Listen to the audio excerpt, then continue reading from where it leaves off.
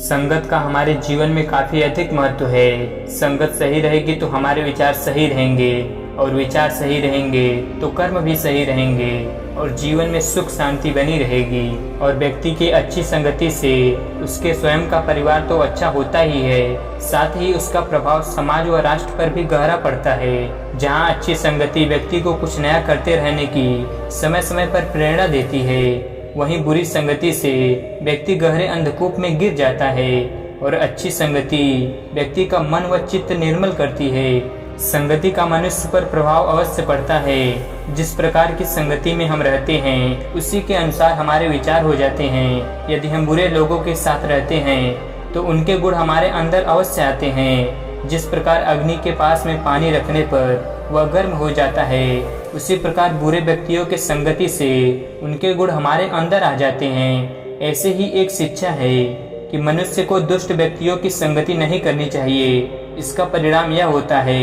कि सज्जन मनुष्य की सज्जनता व शुभ गुणों में प्रवृत्ति कम होकर संगति किए गए दुष्ट व्यक्ति के अवगुण उसमें आ जाते हैं। यह सज्जन मनुष्य की बहुत बड़ी हानि होती है, जिससे उसे अपने जीवन व उसके बाद भी हानि होती है। जीवन में अच्छे मित्रों की संगति से हमारे जीवन में बहुत अच्छा प्रभाव पड़ता है। अच्छी संगति में रहने से हमारा व्यवहार भी अच्छा हो जाता है। अच्छे मित्र हमें भी अच्छे काम करने के लिए प्रोत्साहित करते हैं। हमें ऐसे लोगों का साथ कभी नहीं छोड़ना चाहिए। इसीलिए सत्संग करते रहने की और अच्छा साहित्य पढ़ने की सलाह दी जाती है। सत्संग हमारे जीवन पर कैसे असर करता है, तो चलिए मैं आपको एक छोटी सी कहानी के माध्यम से बताता हूँ कि सत्संग यानी संगत हमारे जीवन पर कैसे असर डालता है। बात उस समय की है जब गौतम बुद्ध काफी प्रसिद्ध हो चुके थे।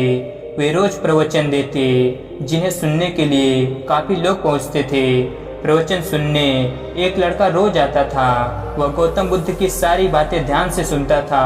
काफी दिनों तक तो प्रवचन सुनने के बाद एक दिन उस लड़के ने सोचा कि मैं प्रवचन तो रोज सुन रहा हूँ, लेकिन मेरे जीवन में कोई बदलाव नहीं आ रहा है। बुद्ध बातें तो अच्छी बताते हैं, लेकिन कुछ लाभ नहीं हो रहा है। मुझे बस इस बारे में बुद्ध से बात करनी है। अगले दिन वह लड़का बुद्ध से बात करने की इच्छा लेकर पहुंच गया। बुद्ध का प्रवचन शुरू हुआ और वे कह रहे थे कि अगर कोई व्यक्ति हम पर गुस्सा करता है तो वो हमसे ज्यादा खुद का नुकसान करता है। अगर हम भी दूसरों के गुस्से का जवाब गुस्से से दे देते हैं तो हम खुद का नुकसान कर लेते हैं। बुद्ध की यह बातें सुनते ही वह लड़का खड़ा हो गया और कहने लगा कि तथागत, मैं बहुत दिनों से आपके प्रवचन सुन रहा हूँ, लेकिन मेरे जीवन में तो कोई बदलाव ही नहीं आया है। मुझे तो प्रवचन सुनने से कोई लाभ नहीं हो रहा है। तब बुद्ध ने अपने प्रवचन बीच में रोके और उस लड़के की बात सुनने लगे। जब वह लड़का चुप हुआ तो बुद्ध ने उससे पूछा कि तुम कहाँ रहते हो। लड़का बोला कि मैं श्रावस्ती में रहता हूँ। बुद्ध ने कहा कि श्रावस्ती से यहाँ तक की दूरी कितनी होगी और यहाँ आने में कितना समय लगता है। उस लड़के ने बुद्ध की बातों का उत्तर दिया तो बुद्ध ने फिर पूछा कि यहाँ आते कैसे हो। उसने बताया कि मैं कभी पैदल आता हूँ, कभी सवारी का कोई साधन मिल जाता है तो उससे आ जाता हूँ। बुद्ध ने फिर एक नया प्रश्न पूछा कि क्या तुम यहाँ बैठे बैठे अपने घर पहुँच सकते हो। यह प्रश्न सुनकर वह लड़का और वहाँ बैठे सभी लोग हैरान हो गए। लड़के ने कहा कि ये कैसे संभव है, मैं बैठे बैठे कहीं और नहीं पहुँच सकता, इसके लिए तो मुझे ही चलकर जाना होगा। बुद्ध ने कहा कि तुम्हारी बातों में ही तुम्हारे प्रश्नों का उत्तर है। सत्संग सुनने से तब तक कोई लाभ नहीं होगा जब तक कि तुम उन अच्छी बातों को अपने जीवन में उतारते नहीं हो। जब तक कि तुम अच्छे काम नहीं करोगे, इच्छाओं का त्याग नहीं करोगे, बुराइयों से दूर नहीं रहोगे, तब तक तुम्हारे जीवन में कोई बदलाव नहीं आएगा। बुद्ध ने आगे कहा कि अगर तुम कोई अच्छा काम करना चाहते हो तो उसके लिए तुम्हें प्रयास करने होंगे। विचार करने से काम नहीं होगा। सत्संग में तुम्हें सही गलत बातों की जानकारी मिलती है, लेकिन उन्हें अपने जीवन में किस तरह उतारना है ये तो तुम्हें ही तय करना होगा।